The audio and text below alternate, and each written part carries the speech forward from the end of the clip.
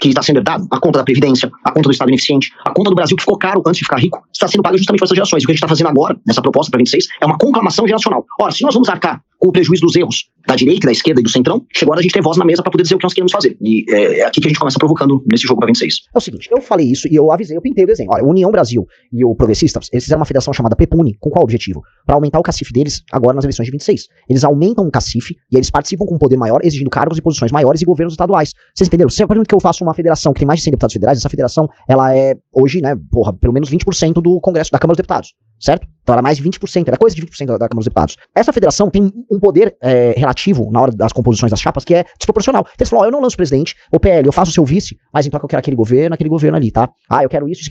Aumenta. Então, os arranjos estão acontecendo porque o Centrão, desde aquela famosa reforma partidária que institui a cláusula de desempenho, a famosa cláusula de barreira, o Centrão vem aumentando muito o poder, mas muito, é desproporcional o poder sendo acumulado pelo Centrão. E os partidos ideológicos, que havia uma época que quando houve aquilo aqui, tínhamos o PT. E vamos ser bem honestos, tá? O PSDB, como um partido representante de uma elite social-democrata, que foi se tornando cada vez mais Centrão, eles não tiveram força, eles tiveram um entendimento burro do processo, de que o Centrão não acumularia poder. O Centrão acumulou poder nesse processo, e muito poder. Ou seja, o que era arcaico, que seria substituído pela internet, ganhou força. A compra de voto voltou com uma energia incomparável nas eleições de 2024. Então o Centrão voltou, o Centrão tá no game, e o Centrão quer chegar ao Palácio do Planalto. Quem é o candidato do Centrão? Senhor Rafael Almeida Rizzo. Tarcísio Gomes de Freitas. E eu tô falando isso, e eu tô pregando isso, já há tempos, quem acompanha a live sabe que eu tô falando isso, tô dando toque nisso. Só que eu, né, vocês acompanham porque vocês confiam no que eu digo, não confiam no que o nosso time diz, só que a política fala, mano, nem sei quem são esses loucos de amarelo aí, quem são esses malucos aí? Ninguém dá bola, porque a gente é um nicho, a gente é uma bolha na internet. Eles ouvem o Kim, que é deputado federal, vão ouvir o Guto, que é deputado estadual, agora não mais. Aí o que aconteceu? Eu recebi um corte, e nem é um corte tipo de alguém que fez um post desse link. Uma pessoa simplesmente pegou e filmou a tela do YouTube da Jovem Pan e me mandou um corte desse trecho meu da entrevista. Eu não vou citar quem.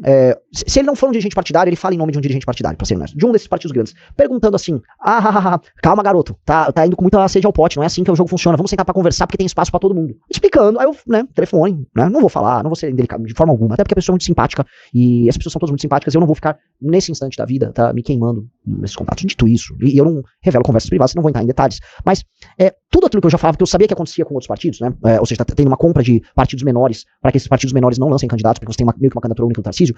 Dessa vez aconteceu comigo, galera. Então, assim, Rizzo, o partido nem formalmente tá pronto, ele não tá pronto formalmente. O partido, né, atingiu as assinaturas e em 48 horas nós já tivemos nossa primeira tentativa de cooptação para 2026, Rizzo. Queria parabenizar todo mundo. Parabéns, galera.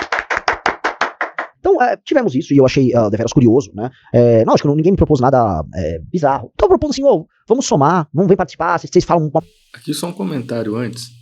Por que essa pessoa entrou em contato com o Renan? Eu acredito que ele fala nesse corte, não sei se ele vai falar mais pra frente nesse corte, mas é justamente o quê?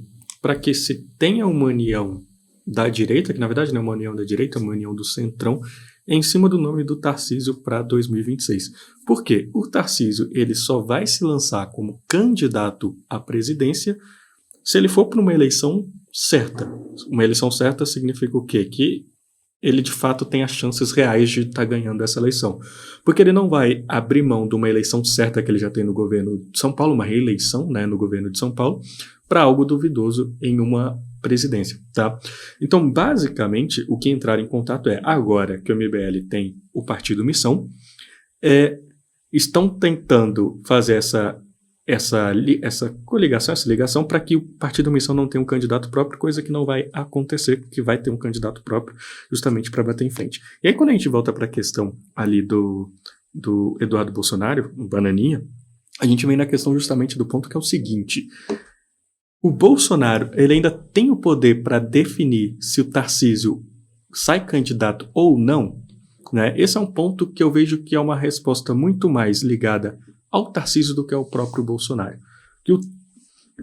Hoje, ao meu ver, eu vejo que o Tarcísio ele não iria contra algo que o Bolsonaro fala, mas não porque o Bolsonaro ainda tem o poder que ele tinha antes de cancelar, de acabar com um candidato, mas sim justamente porque o Tarcísio ele é ainda hoje muito ligado ao bolsonarismo. Contudo, a gente vê que o bolsonarismo já não tem tanta força igual teve outrora. Como, por exemplo, a gente tem a última manifestação, né, que o Bolsonaro fez lá na Avenida Paulista. Quer ver?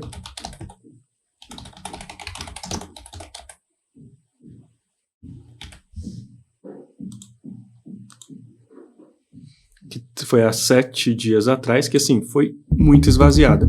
E um ponto que é o seguinte, você vê influenciadores bolsonaristas usando foto de manifestações passadas para falar dessa manifestação, porque essa foi uma manifestação vazia, e cada manifestação que vai sendo convocada pelo Bolsonaro, ela vai sendo cada vez mais esvaziada. Sem falar que teve o ponto de que os principais nomes, tirando o Bolsonaro, né, do bolsonarismo, não compareceram, como Nicolas Ferreira, né, e outros nomes, porque simplesmente é algo que já não começa a pegar bem, né? Você viu até após essa manifestação, bolsonaristas cancelando, batendo no Nicolas por ele não ter participado, né? Então a gente já começa a ver que o próprio Bolsonaro, ele já não é maioria dentro do bolsonarismo. E até porque o Valdemar da Costa Neto, né, o presidente do PL, vamos supor que ele veja que um possível candidato, o Tarcísio, seja melhor do que o Eduardo Bolsonaro.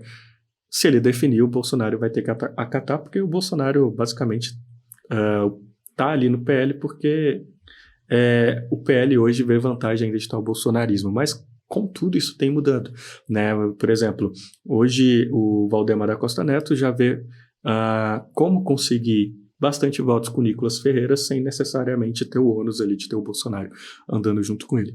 Então são jogos políticos ali, coisa que a gente já começa a ver que está acontecendo, arranjo sendo formado para 2026, vai ser muito interessante de acompanhar. De certo, o MBL não vai se unir ao Centrão, tá? E um ponto importante aqui de ser dito que já foi até passado em lives e outros pontos, é o seguinte: primeiro turno, Missão terá candidato próprio. Segundo turno, um possível segundo turno, Tarcísio e PT,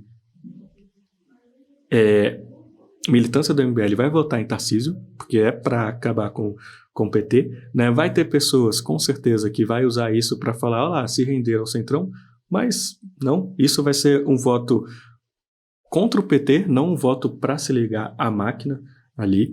E mais um ponto é certo, a Missão terá um candidato que vai trazer algo novo para o debate político, um candidato que vai impressionar e que eu acredito que vai surpreender todo esse meio político.